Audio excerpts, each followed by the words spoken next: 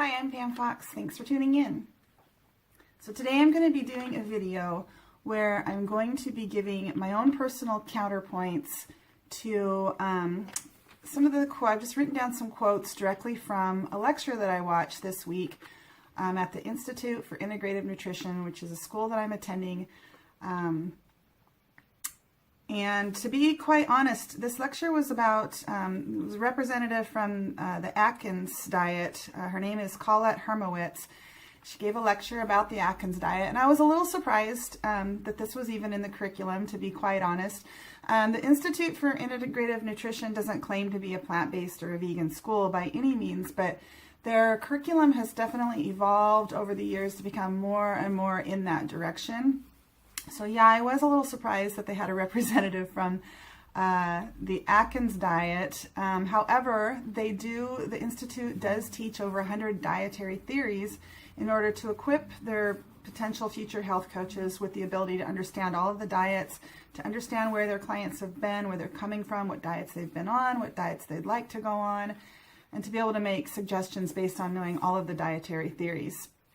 With that said, in my opinion, the Atkins Diet, and it's not just my opinion, they've received a lot of controversy and a lot of scrutiny over the years, over the many years that they've been around, because it's a high protein, high protein, high fat, low carbohydrate diet. And so, you're eating a diet high in cholesterol, which is one of the #1 risk factors for heart disease. You're eating a diet high in fat, which is one of the #1 risk factors for type 2 diabetes. So is it a healthy diet? And of course, the representative from Atkins claims that they have 80 studies over 20 years that prove its safety and efficacy. So let's just get into it. What I've done here is just written direct quotes from her, and then I'm just going to give some counterpoints of just my reactions to what she said.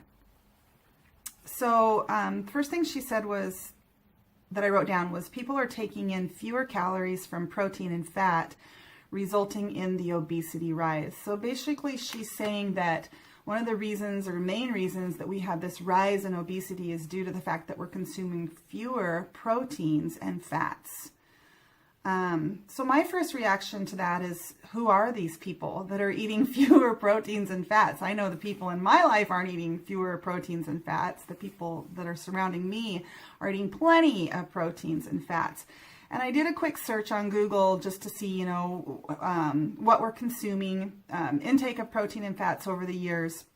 And a lot of diagrams came up, and you can do this yourself. And I will be posting a lot of my sources below if you want to check out, my sources. But the diagrams show this over the years in our consumption of proteins and fats, which sounds about right if you think about it just from a logical point of view. With one exception, in the last 6 to 10 years, there's been a little dip. And so that's probably where they feel they're able to make that claim truthfully, that we're eating fewer proteins and fats, is there has been a little dip, steady incline in the last 80 years, but a little dip in the last 6 to 10. And I was thinking about this, and just, off the top of my head, we're having more and more people who are discovering their lactose intolerance, so they're reducing or eliminating their dairy intake. We're having more and more people discovering they're allergic to eggs or sensitive to eggs, so they're reducing or eliminating that. More and more people are eating less red meat, because we're being told, that there's a correlation between that and, heart disease. And then recently, in the last couple of years, the World Health Organization made its official claim that now processed meats are a top-tier carcinogen. So, you might see a little drop-off in the processed meat consumption. So, to me, that might explain, and not to mention the fact that plant-based eaters such as myself, our numbers are growing. More so in the last 6 to 10 years than they have in the last 100 years, exponentially. We are still a very small percentage of the population, but our numbers are growing faster than they ever have before, thanks to social media. So yeah, let's move on. The next thing she said was, you have to look at the quality and the quantity of carbohydrate people are eating. So let me just back up a little bit.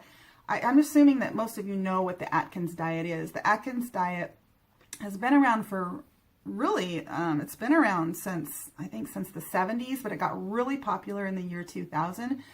But it's a high protein, high fat, low carbohydrate diet. So you're getting the majority of your calories are coming from protein and fat, which, you know, are just a lot of animal foods. So, you know, meat, dairy, and eggs, basically, and very few carbohydrates. So she's saying you have to look at the quality and the quantity of carbohydrate people are eating. When someone is sitting in front of the computer all day, they are not burning off all that blood sugar that carbohydrate creates in the body and then going to store what they don't use as fat. So she's basically saying, first of all, she talks about how you have to look at the quality and the quantity of carbohydrate people are eating. And while I would agree with that, I would agree you do need to look at the type of carbohydrates. There are good and bad. She focuses the majority of the lecture on the quantity of the carbohydrate, so how much carbohydrate. And she goes on to here to talk about, you know, this person sitting in front of the computer and they're not burning off all the carbohydrate, and so the blood sugar, you know, in the body is going to be converted and stored as fat. And so I just wanted to talk a little bit about that. She's talking about a process in the body that's known as de novo lipogenesis, and that is the actual process where the body converts excess carbohydrate and stores it in the body as fat. And so, first of all, she's basically saying that we have two sources of energy for fuel. We have the carbohydrate that we eat, and we have the fat. Those are the two different ways that our body can burn fuel and have energy. And she's saying that carbohydrate, excess carbohydrate, gets converted into fat. So that's one fat source. And then there's the fat that we eat. That's our other fat source. And so she's saying that in order to lose weight, if we eliminate the carbohydrate that gets translated into fat and just eat as much fat as we want, we'll be fine. So eat as much as fat as you want, but don't eat carbohydrate because it's going to be converted to fat. Just think about that for a second and ask yourself if that makes sense. And I know that on the Atkins diet, the whole premise is that we put ourselves into what is known as ketosis, where we become this fat burning machine. That was the Atkins mantra. I remember the first time I ever watched their infomercial. We're going to turn your body into a lean, mean, fat burning machine. And I can remember thinking, wow, this is brilliant. This is perfect. I was really excited about the idea. So getting back to de novo lipogenesis. So this process is, it is a process that can occur in the human body. It occurs very commonly and naturally in cows and pigs and bees. But in the human body, it only happens when we eat a very excess amount of carbohydrate. Then yes, it will store that, it will convert that as fat and store it in the body for later in case of a famine, or when we need that emergency fat as fuel because we're not getting the plants, the carbs. So I'm just going to give an example. They do studies on this de novo lipogenesis in human beings where they overfeed them to see how much fat we actually gain, how much we have to eat to actually convert that carb into fat and store it on the body. So here's just an example. In one study they did, they fed humans 500 grams of carbohydrate per day. And so just an example, I just went into Chronometer to figure out what that would be in pure plant foods. And it's 5 large potatoes, 3 cups of rice, 2 cups of corn and peas, and 8 bananas. And so you may or may not think that's a lot of food, but it's a lot of food. I would challenge you, if you tried to sit down and eat that in a day, it would be very challenging. It's a lot of food. And then in another group, in another study, they actually just had the people eat what they normally eat, and then give them 50% more carbohydrate plus half a cup of refined sugar on top of that. And so in these studies, what they find repetitively is that people gain about 1 gram a day during this overfeeding. So they overeat, and they find that they gain 1 gram of weight a day, which means you would have to eat this way, overeat, for 4 months before you'd gain a single pound. So that would be, if you ate that way for a year, you'd gain 3 pounds. So I'm not really sure how they can make this claim that, that if we eat too much carbohydrate, that's the reason that we're obese. That's the reason we gain weight. That's the reason we're overweight. It's because our body is converting all of that excess carbohydrate into fat on the body. Okay, so let's move on. Next up, she talks about how being on the Atkins diet is using your backup fuel system. You're using fat for fuel. So remember, we have carbohydrate, which is converted to glucose in the body, or we have fat. Those are our true sources of fuel. And so you have to remember that carbohydrate, when you're on a plant-based diet, it's a very clean source of energy. You eat the carbohydrate, and then what you end up with is carbon dioxide, which is breathed out, and water, which is eliminated and filtered through the kidneys. Whereas when you're on these, high protein, high fat diets, a lot of animal foods, it's a very inefficient, unclean source of energy where there's a lot of residue that's left behind in the form of acid. And so then you have, you've probably heard of this, high acidity within the body that can cause all kinds of problems. But she's right. When you are in ketosis, when you're on a high protein, high fat diet, you are using your backup fuel system, which is burning fat as your fuel. And, there's a lot of kind of controversy about this. I like to go on YouTube and see what everybody's saying. I like to hear what people in keto are saying, what paleo, Atkins, all of these different, plant-based lifestyle. I like to really hear from different people and hear, what their weight loss story has been, whether they've put the weight back on, whether they've healed, how do they feel, what's their energy levels. And you see a lot of controversy. You'll hear people say that basically when you're in this state of ketosis, you're relying on burning fat as your fuel source, that your body is in a state of sickness. Again, you're burning those fats as fuels, which means, you're putting your body in an acidic state, which means now the body needs to alkalize. The body has to maintain a pH balance. So in order to alkalize that acidic state, it's got to extract, calcium and minerals from the bones. It puts a lot of stress on the kidneys, being on one of these high protein, high fat diets. But she doesn't talk about that. So yeah, being on this backup fuel system, she talks about how it's a good thing because we're tricking our body into, being a fat burner long term.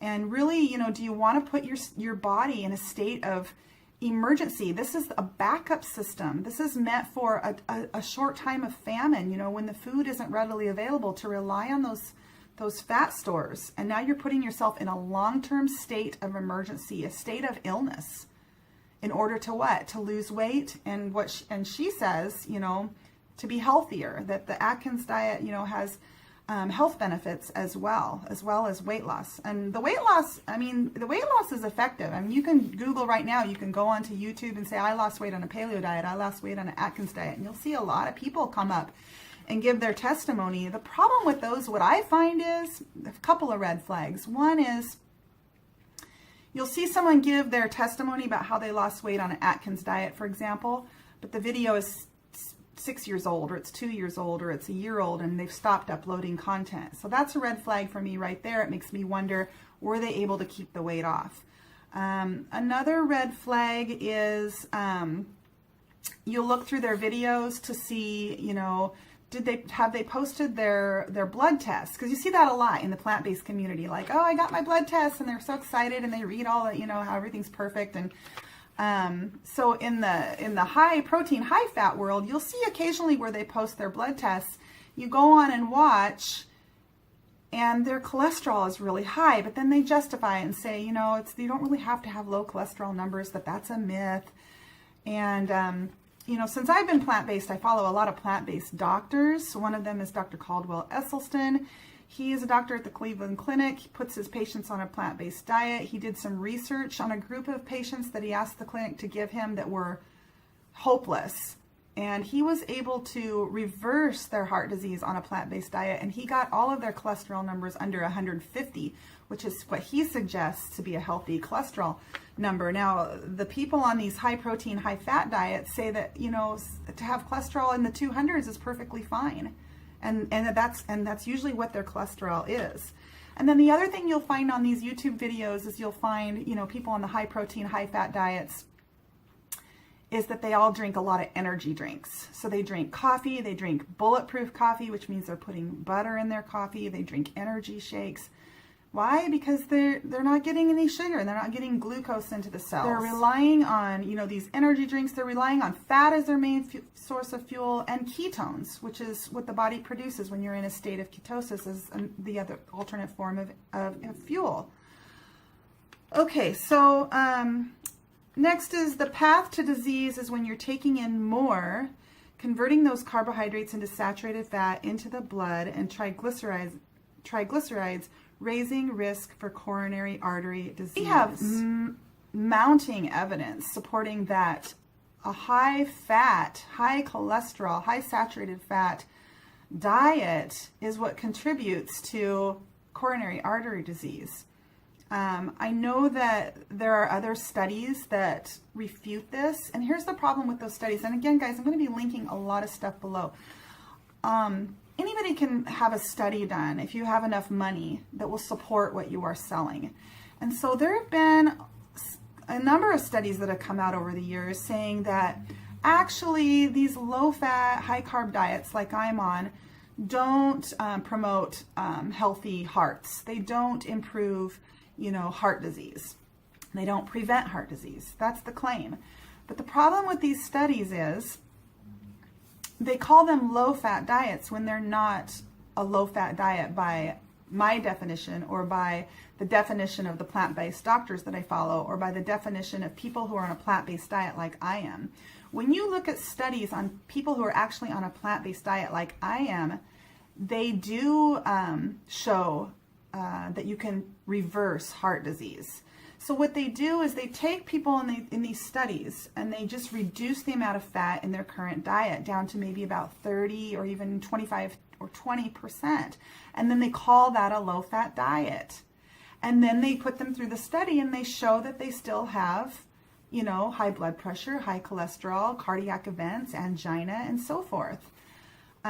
Because they're not on what's a true low-fat diet. So a true low-fat diet, when you're on a plant-based diet, remember you have plant foods are primarily carbohydrate, and then they have a little bit of protein and a little bit of fat. And that's what our bodies require. What the plants provide is what our bodies require. A lot of carbs, a little bit of protein, and a little bit of fat. And so when you look at those ratios, on average, it's about 80% carbohydrate, 10% protein, and 10% fat, give or take. If I have a day where I eat a lot of avocado, I'm going to have a higher fat ratio. If I have a day where I eat a lot of beans, I'm going to have a higher protein ratio. But on average, that's about where it's at. So you're looking at the difference between a 30% low-fat diet or a 10% low-fat diet. It makes a big difference. So that definition of what a low-fat diet is counts. Okay, so moving on, the more you stress the mechanisms in the body, the more it's going to break down if you constantly spike blood sugar. So here she talked a little bit about type 2 diabetes. And you guys, you need to remember back, those of you who are students at the Institute for Integrative Nutrition, back in one of the earlier modules, Dr. Neil Bernard spoke about this. He spoke about type 2 diabetes and what the root cause of type 2 diabetes is, and that it's the fat, the saturated dietary fat that we put in our mouths and we consume. So what happens is when we eat a diet that's high in fat, is our body, it only has so many fat cells, and those fat cells can grow, they can expand, and then they can spill over, and then we get fat not only in our fat cells, but we get it around our organs, we get it in our blood, we get it in our pathways. We have a lot of pipes in our body. And if you think about fat, just like in your pipes in your kitchen sink, I remember when I was a kid, my dad didn't let us pour any fat down the kitchen sink because he was the one that had to crawl under the house and physically pull that fat out of the pipes.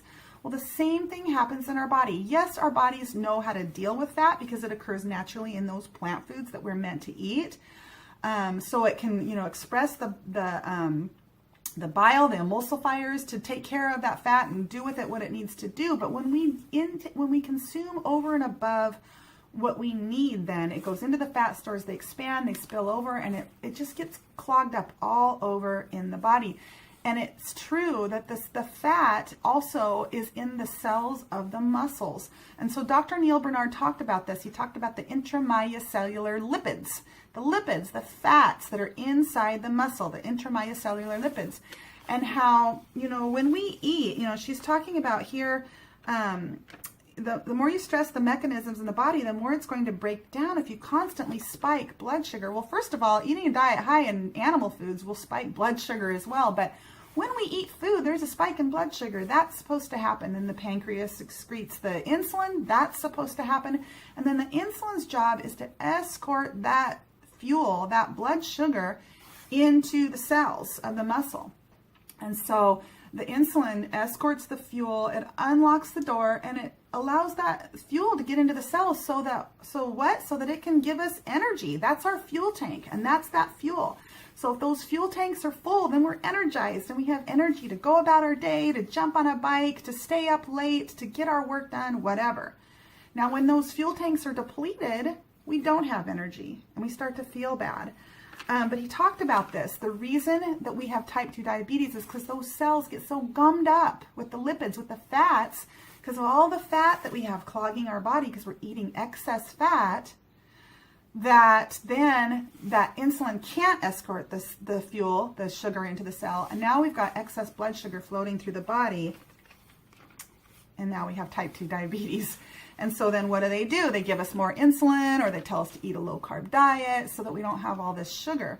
When if we would just get to the root of the problem, stop eating so much fat so that our body can flush out all that, clean out the excess fat, then the insulin can do its job and deliver the fuel into the cell the way it was meant to.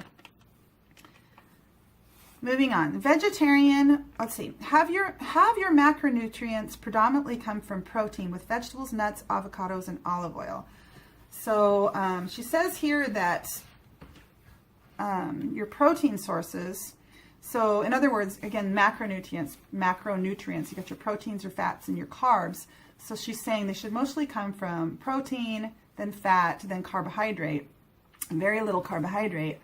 And so she says here, you can get that protein from vegetarian or animal sources. And I was really pleased to hear that. Really, really pleased to hear that. And I know the Atkins diet has evolved over the years. I mean, back when it got started, this wasn't the case.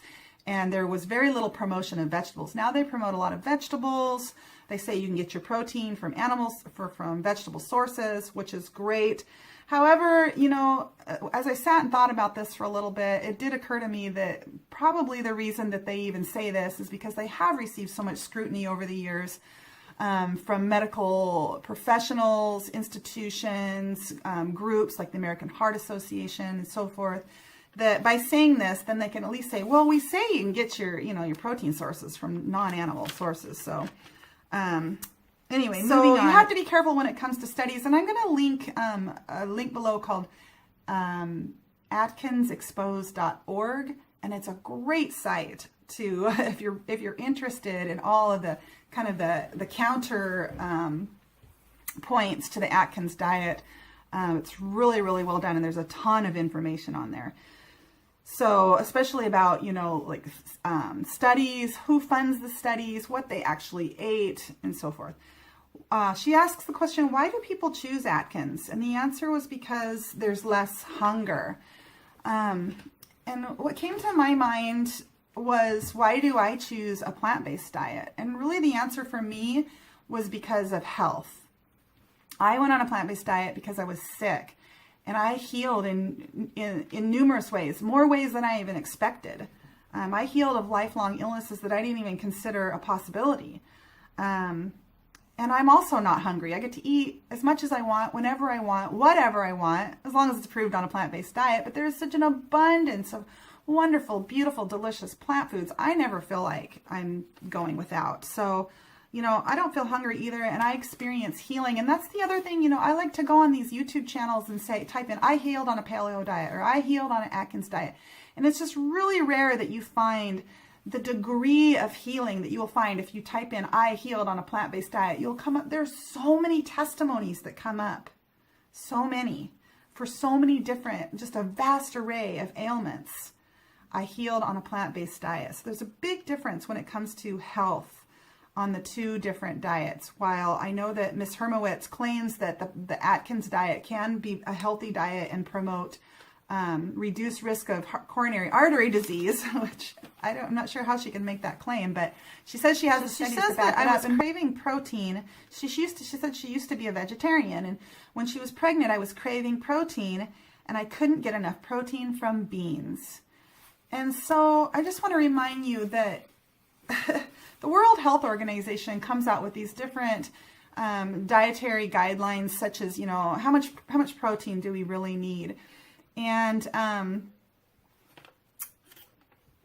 one time they were saying you need about 5% of your daily caloric intake to come from protein. That can translate into grams per day based on kilograms of weight. So you can look that up and do the little calculator and see how much protein you really need. It's very little. It's very, very little. It's super, super easy to meet your protein needs on a plant-based diet. That's one of the things we get asked a lot as vegans is how do you get your protein? And it's just, to us, it's just the dumbest question in the world because we meet our protein requirements easily. It's really, really hard, almost impossible to be protein deficient on a plant-based diet. The only way it can happen is if you're just not meeting your caloric needs. You're not eating enough food, or you're not eating at all, or you have, some kind of a condition where your body is just not able to digest and absorb nutrients. So it's very rare that a person actually is protein deficient. I know you'll hear it a lot. I've had people tell me, I went on a vegan diet and my doctor told me I was protein deficient. I don't believe it. I don't believe it for 1 second. I think they've got a sick patient and they're not sure why, and so they're reaching for straws. Or there's people are on these vegetarian diets where they're eating a bunch of junk. You can go on a vegetarian diet and still eat unhealthily. You can put cheese on everything when you're on a vegetarian diet. You can eat all the eggs you want. That's not healthy. But it's really easy to meet your protein needs on a plant-based diet. So then she talks about the Atkins diet and how it works. There's 4 phases where you count your protein grams, you count your carbohydrate net grams, you have to know your glycemic impact, you have to find your carbohydrate tolerance, you have to learn how to climb the carb ladder, and you have to learn how much you can eat, how many calories you can eat. So I don't know, it sounds like a lot of work. On a plant-based diet, you just eat the food. I put in my calories into Chronometer the first week that I went plant-based just to make sure I was eating enough, because on a plant-based diet, the food is so much lower in calories. You want to make sure you're eating enough, because it's really easy to fail on a plant-based diet if you're under eating, because then you feel hungry all the time. You think, I can't do that vegan diet, I'm starving. But if you eat a lot and you satisfy yourself, you make sure you're eating, not skipping meals, and you're eating large enough portions, then you just eat the food, and it's just the most natural and simple, beautiful, enjoyable way to eat. Here she says that low-fat diets are more effective globally on improving. They're more effective on global improvement when it comes to metabolic syndrome and insulin resistance. So she actually said that low-fat diets are more effective on a global level for improving metabolic syndrome and insulin resistance. So I'm guessing she just made a mistake there and meant to say high-fat diets. But I would agree with that. Low-fat diets are more effective. She says the literature clearly demonstrates that there's no association with saturated fat and coronary artery disease or death. And I just... I don't know how she can make that claim. There's mounting evidence that not only does a high protein, high fat diet create illness, but that a low fat, high carbohydrate, a plant-based diet, a whole foods plant-based diet promotes wellness. Heart disease is our country's #1 killer. 500,000 people die every year of a heart attack. So, tell that to the millions of people who have lost a loved one to a heart attack. I just think this is a very dangerous message to go against all of the evidence that we have that says, that when we go on a plant-based diet, heart disease is reversed. And when we go on a high protein, high fat diet, our cholesterol numbers shoot up and we have more cardiac events. And there's no mention of cancer here and the association between a high protein, high fat diet and cancer. One of the studies is the EPIC. They put people on high animal protein intake diet and their increase of risk cancer went up by 75%. Dr. T. Colin Powell has done some great work. actually many years ago, using the protein casein in milk, making cancer cells grow, and then turning off the growth of cancer cells just by adding in that casein, removing that casein, adding it in, removing it in, turning it on, turning it off. So, you know, and then again, the World Health Organization and its claim about, you know, carcinogenic meats, cancer causing. Dr. Esselstyn makes lawsuit-worthy claims in his book, Reversing Heart Disease on a Plant-Based Diet, saying things like, you know, you can make yourself heart attack proof on a plant-based diet. And he does with his patients. He's shown that with his patients. Again, he gets their cholesterol down to 150 and lower on a plant-based diet. People who were at death's doorstep with heart disease and now are still alive and healthy and thriving 20 and 30 years later because they're on a plant-based diet. Yeah, so I just want to finish by saying that I'm really enjoying the Institute for Integrative Nutrition. This isn't about, they don't claim to be a vegan school, like I said before. They teach all the dietary theories. I am surprised that they brought on a representative for Atkins. I would like to see them remove it from the curriculum personally. I think as they continue to evolve, a day will come where that will happen.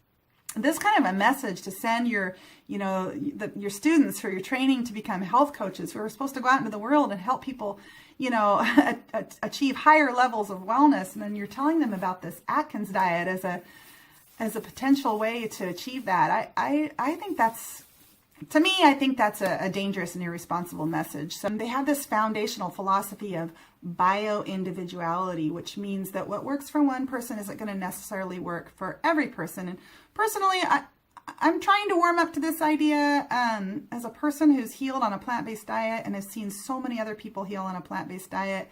It's really hard not to feel like the majority of the people have this in common, that we were meant to eat the plants, and this is what's going to help us to thrive. I understand that there are exceptions to that, though. For example, I know that the GAPS diet is an example of a high-protein diet, which has helped some people improve their seizures.